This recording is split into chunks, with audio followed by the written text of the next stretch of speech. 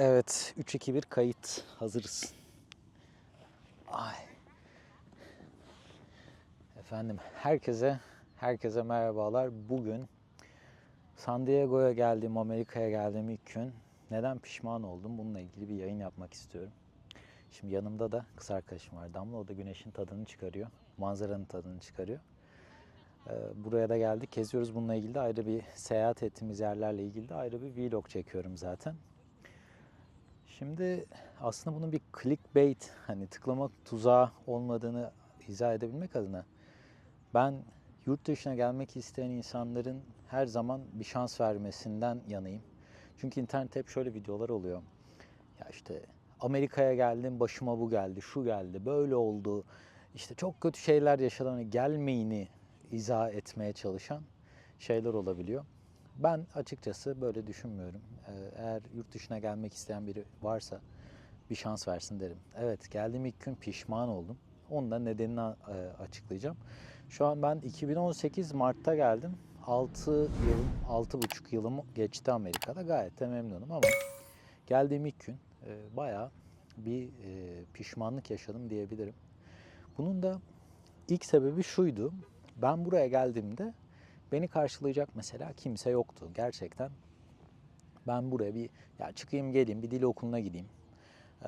Gezerim, tozarım, eğlenirim. Hani böyle bunları düşünerek gelmiştim. Bir uçak bileti aldım, çıktım. Türkiye'den büyük bir heyecanla. Daha önce de yurt dışına çıkmamıştım. İlk defa Türkiye'den çıkıp Amerika'ya geldim. San Francisco'ya kadar bağlantılı uçuşum vardı Türk Hava Yolları'yla. İzmir'den İstanbul yaptım. İstanbul'dan da San Francisco'ya indim. Ama bana Türk Hava Yolları dedi ki ben San Diego'ya gelecektim. Şu anda da olduğumuz yer San Diego. Buraya gelecektim. San Diego'ya direkt uçuş yoktu Türk Hava Yolları'nın. Başka bir e, hava yolu şirketine aktarma yapmam, valizlerimi alıp vermem gerekiyordu. Ben indim.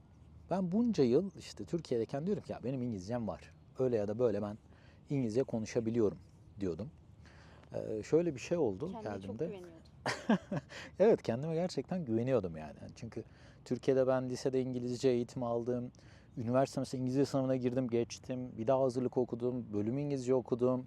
Hep İngilizce ben dizi film çok seyrederim, hala da öyle. Buraya geldim. Geldim ilk gün işte valizleri aldım. Arada da çok kısa bir süre var yani. Bir saat içerisinde diğer uçağa binmem lazım. Ve işte valizleri al. Aa, nereye geldim ben? Neredeyim? Telefon hattı nasıl olacak? Nasıl çalışacak? Bunları düşünürken şöyle bir şey oldu. Dedim ki ya uçak kaçıyor. Birine sorayım. Baktım böyle siyahi bir amca yerleri siliyor. Dedim ki ya bu herhalde burada çalışan biri. Gideyim sorayım.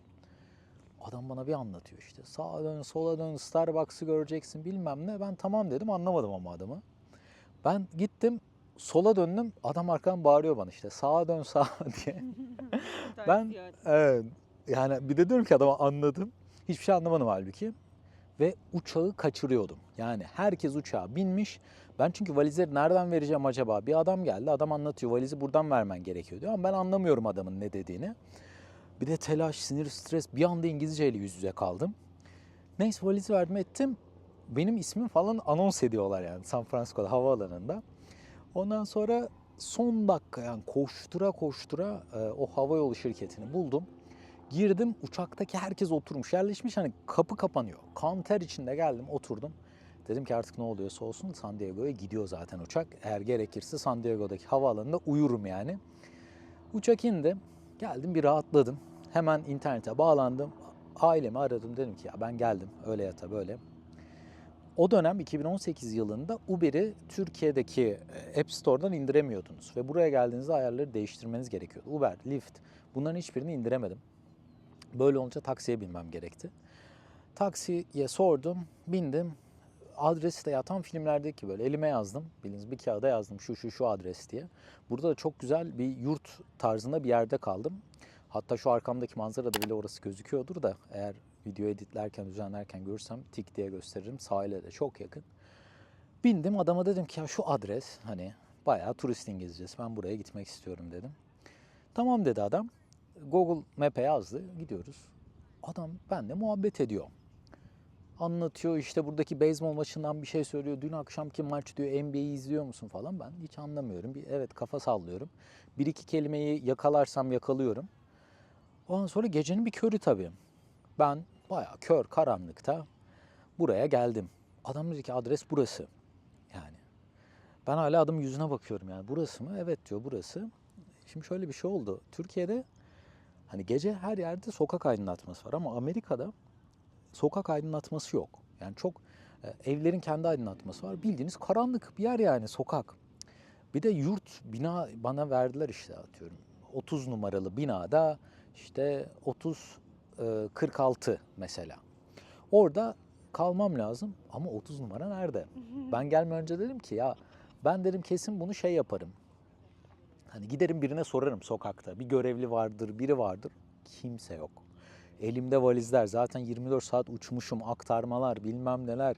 Uçağı kaçırma telaşı yaşamışım üstüne. Kendisi macerayı çok sever. Evet, biraz öyle oldu. Bayağı bir macera oldu. Geldim, indim. Hatta işte kaç dolar tuttu? 32 dolar mı ne tuttu? Havaalanından bu geldiğim yer. Bende de 50 dolar var. Türkiye'den dolar yaptırmıştım. Adam da hani üstü şu kadarım çıkmadı falan, öyle bir şey dedi. Ben de hani şey demek istedim aslında. Ya 8 dolar kalsın, bana 10 ver. Ben that's okay falan tabii deyince böyle bir turist. Adam paranın üstüne hepsini aldı. Ben de bir şey zaten nasıl yeri bulacağım, ne yapacağım? Bunun telaşındayım. Ben de tamam de, önemli değil, neyse ne yani. Ee, indim, kapkaranlık. Elimde 2 tane büyük valiz, laptop çantaları, sırt çantam. O laptop çantası boğazım yırttı zaten artık hani taşımaktan. O binaya bakıyorum, bu binaya bakıyorum. Cep telefonunun ışığı. Ya bende numaralar var ama hat yok. Arayamıyorum kimseyi. Saat gecenin 12.30'u. Sokakta bir kişi yok. Hani birine soracağım ya, diyeceğim ki bu adres mi gerçekten? Navigasyondan bakamıyorum. İyice stres oldum. En son valizleri, her şeyi bir yere attım. Yani bir evsiz mevsiz gelse laptop her şeyi alacak. Her şeyi attım bir köşeye. Dedim ki benim bu adresi bulmam lazım. O binaya git, bu binaya git, şu binaya git.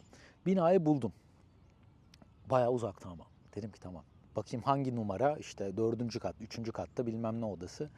Orayı da buldum. Valizleri sürükledim gecenin bir yarısı. Dedim ki ya en azından valizleri falan yukarı çıkarayım. En olmadı bu kapının önünde yatarım dedim yani. Valizleri de çıkardım. Ölüyorum uykusuzluktan, yorgunluktan. İşte asansör varmış. Ben bilmeden merdivenlerle 3 kat, 4 kat o büyük valizleri çıkardım. O çantalar falan şuralarımı yırttı yani. Kapıyı tık tık tık tık bir vurdum. Açan yok kapıyı. Gecenin 2, 2.30 oldu. Sabah 2.30 saat. Yani oda arkadaşım var. Kapıyı bir daha tık tık tık tık vurdum. Yok. Dedim burada yatsam mı? Şöyle bir yere uzandım, bir valize kafamı koydum böyle. Uyuyamıyor yani. Duş almam lazım. Ölüyorum yorgunluktan. En son bam bam bam vurdum yani. Diğer ışıklar falan da yandı koridorda. Herkesi uyandırdım. Alman iki kardeş, ikiz kardeş vardı. Oda arkadaş. Onlar bir odada, ben bir odada kalıyorum. Açtım, ya dedim kusura bakma hani böyle ben yeni geldim öyle bilmiyorum. Yok yok, önemli değil dedi. Ben o gece geldim, üstümü değiştim, yatağa yattım. Bir pişman oldum gelir gelmez. Dedim ki Efe oğlum sen ne yaptın? Ne işin var burada? Yer bilmezsin, yön bilmezsin, dili bilmiyorsun, uçağı kaçırıyordun, kayboldun. Yani senin ne işin var burada? Türkiye'de de ben Karşıyaka'da ufak bir ofis açmıştım. Ben elektrik mühendisiyim. Yani orta halli bir hayatım vardı. Ufak bir mütevazı bir arabam vardı. Arkadaşlarım işte, zaten ben Söke'de, Kuşadası'nda oralarda oturuyordum. Oralarda yaşıyordum. Ailem orada. Tatilimi yapıyordum. İşte ufak tefek böyle işler alıyordum. Kendi halimde yuvarlanıp gidiyordum. Yani çok da böyle şikayet edeceğim bir yaşamım yoktu açıkçası. Ama buraya gelince dedim oğlum niye sen bunları geride bıraktın? Bir evim vardı, evimi bozdum. İş yerim vardı, kapattım iş yerimi. Bir anda kendimi burada bulunca inanılmaz bir hüzün benim içimi kapladı. Dedim ki ya sen çok büyük bir hata yaptın. Dilini bilmiyorsun, yer yön bilmiyorsun, ne diye çıktın, kimseyi tanımıyorsun. Bir kişi dahil tanımadan buraya geldim. Yani çok büyük bir cesaret diyebilirim aslında. Kayboldum, adresi bulamadım, kendimi izah edemedim. Sonra ertesi gün sabah oldu, kalktım. Amerika'da bir dışarı çıktım, yürüyüş yaptım. Sahil kenarına indim hemen. Bir çoban yoğurt aldım hatta. İşte Hamdi Ulukay'ı ben takip ediyordum zaten. Geldim. Onunla ilgili de ufacık bir dükkan var. Gaz istasyonu var. Yurdun dibinde orası var. Girdim, bir baktım çobani yoğurt var. Dedim ki vay be, yani bir Türk gerçekten buraya gelip San Diego'da ufacık bir yerde, ufacık bir gaz istasyonunun içerisinde 3 yoğurt var, biri çobaniydi. Çobani yoğurdu aldım, denedim. Ondan sonra biraz daha içim o şeyi geçmeye başladı. Endişe. Ben ne yapıyorum? Niye geldim buraya? 15 gün arabam yoktu. Burada arabasız yaşamak çok zor. Gerçekten çok zor yani arabasız. San Diego küçük bir yer. Her yerine ulaşırsınız. Ve San Diego çok doğru bir seçim oldu benim için. Ama olumsuz yanlarından da bahsetmek lazım. San Diego çok pahalı bir şehir.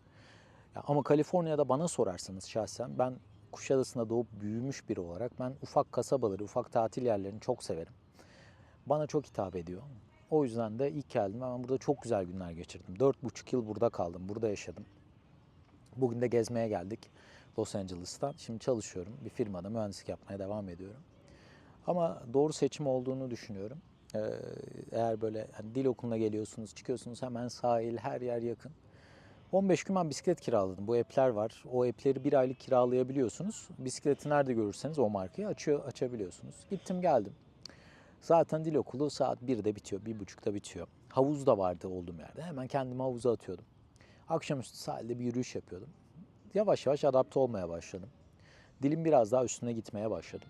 Ama burası dediğim gibi paylaşımlı bir yerde kalıyordum ve kira oldukça pahalıydı, denize de yakın diye.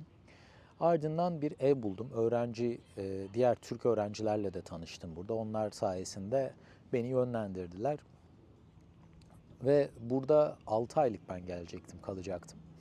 Ama dedim ki ya yüksek lisansı, ben 3 şey için Amerika'ya gelmiştim. 3 şeyi çok istiyordum. Biri dili öğrenmekti kesinlikle. İkincisi yüksek lisansı burada yapmaktı. Üçüncüsü de gezebilmekti. Ve ben bu üçünü de yaptım yani. Dili öğrendim bu 1,5-2 yıl içerisinde dilim iyice çözüldü. Master yaptım. Ama master hakkında da çok düşüncem, çok bir ön bilgim yoktu. Yine bir Türk sayesinde bir kız vardı, o da Yıldız mezunuydu. O buradaki bir üniversitede yüksek lisans yapıyordu. Bana söyledi. Ben de o yüksek lisans sınavlarına girdim, dil sınavlarına. O sınavları geçtim ve yükseği yaptım. 1 yıl, 1,5 yıl yüksek lisans sürdü. Mezun oldum. Tabii dediğim gibi paylaşımlı, yani bir evin odaları var. Bir evi paylaşıyorsunuz. Ona rağmen yüksek kiralar ödüyorsunuz. Ama hava hep böyle. Yazın böyle, kışın böyle, aşırı sıcak yok, aşırı soğuk yok. O yüzden çok güzel bir iklim var. Tam yani bizim böyle Ege bölgesi, Kuşadası, İzmir, Çeşme, oraları çok andırıyor. Ama İstanbul'da bir arkadaşım şey demişti mesela. Ya burada deniz olmasa çok ufak, çok sıkıcı bir yer. Evet, ona da katılabilirim. Şimdi Los Angeles çok büyük bir şehir, her şey var. Ama San Diego için öyle diyemeyiz. Mesela ben burada iş bulamadım. O yüzden Los Angeles'a taşındım. Üniversite bitti. Buraya iyice adapte oldum. Araba aldım. Bir hayat kurmaya başladım. Part-time işlerde çalıştım bu esnada. Getirdim, para bitti. Ama bu işlerde gerçekten zorlu işler. Bugün var, yarın yok işler. Yani bir gün işte biri garsonluk yapıyor. Ya benim yerime bakar mısın? Gidip bakıyordum. İşte biri evini taşıyacak, ona yardım ediyorsunuz. Yani tamamen bedeninizi kullanmak üzere. Ve hani bir hafta sizi çağırıyorlar, bir hafta çağırmıyorlar. İşte yemek dağıtabiliyorsun. Birkaç şeyler var böyle. Ama çok da hayatınızı çıkarabileceğiniz işler değil. Ben buradan dönme noktasına çok geldim. Çünkü mezun oldum, iş bulamadım. Yaklaşık 3,5-4 ay iş arama süreci oldu ve iş bulamadım. Ama o dönemde ben dedim ki ya bulamazsam da basar Türkiye'ye dönerim, nedir yani dedim. Zaten yapmak istediğim şeyleri yaptım.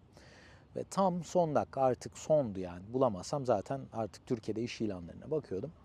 Bir şirketle denk geldik ve bana da sponsor olmayı kabul ettiler. Onunla ilgili de hatta videolar yapmıştım. 6 ay neden işsiz kaldım diye. Ve yine yurt dışına yerleşmek her şeyi çözer mi adında başka bir video da yapmıştım. Buradaki zorluklar, şeyler. Bunları bahsetmiştim. Evet, geldiğim ilk gün çok büyük pişmanlık yaşasam da iyi ki gelmişim diyorum. İyi ki denemişim, iyi ki bu tecrübeleri kazanmışım. Yurt dışına gelecek olan insanlar için de ben açıkçası kesinlikle bir şans verin derim. Herkesin şansı burada farklı oluyor. Geliyorsunuz, burada çok başarılı insanlar gelip ya ben burada yapmak istemiyorum. Çok yalnız bir yer. Yani herkes, burada yaşayan Türklerin hepsi söyler yani burası çok yalnız bir yer. Yalnızlığı çok fazla hissettiğiniz bir yer. Türkiye'den çok uzak, her şeyden çok uzak. İnsan ilişkileri daha farklı. Kimi insana çok ya burası benim tam yaşayacağım yer derken, kimi insan harika koşullara da sahip olsa ben burada yaşamayacağım diyor. Bunu da bence denemeden, buraya gelmeden, keşfetmeden, bir şans vermeden bence kimse bilemez. Herkesin farklı bir şansı oluyor. O yüzden gelip çok güzel şeyler de sizi bulabilir. Çok zor şeyler de. Mesela şimdi Damla, yani kız arkadaşım, o şimdi buradaki 3. haftası. Hani ben olduğum için tabii ki ben biraz daha yönlendirebiliyorum. İşte bak, ehliyeti böyle yaparsın, arabayı böyle yaparsın, işte okul bu olabilir, yüksek lisans bu, iş bu olabilir. Hani böyle böyle biraz daha yönlendirmeye çalışıyorum. Bu tecrübemi en azından onunla paylaşıyorum. Ama kimse benim gibi, kimseyi tanımasanız, bilmeseniz dahi bence ben eğer Amerika'ya gelmek istiyorsanız bir şans verin derim. Her ne kadar ilk gün çok büyük pişmanlıklar duysam da şimdi geri dönüp baktığımda iyi ki bunları yapmışım diyorum. Bugün de böyle bir bilgilendirici video yapalım istedim. Süremiz de geçti. Evet, harika bir manzara var. Şimdi artık biz de bu manzaranın biraz tadını çıkaralım. Yine bu seyahat ettiğimiz videoyu da izlemek isterseniz onunla ilgili de ayrı bir video yapacağım. Başka bir yayında görüşmek üzere. Hoşça kalın.